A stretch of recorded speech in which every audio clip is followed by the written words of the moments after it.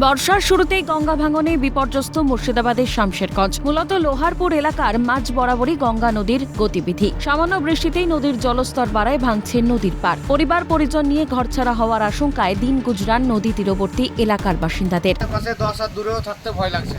মানে এমন যে দেখতে পাচ্ছেন যে ঢেউ দেখেই ভয়ঙ্কর লাগছে। মানে কিছু থাকবে না মনে হচ্ছে এরকম একবারে।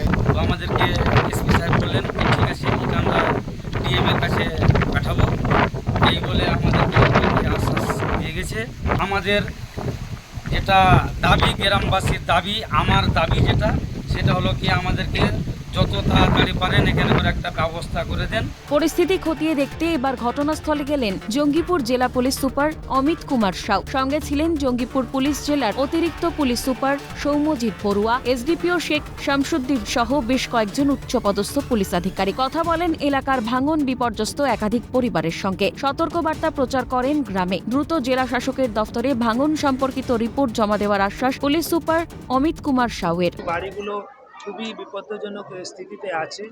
তো এটা আমি কনসার্ন অথরিটিকেও জানাবো, পরে ডিএম সাহেবকেও আমি জানাবো যেভাবে হোক।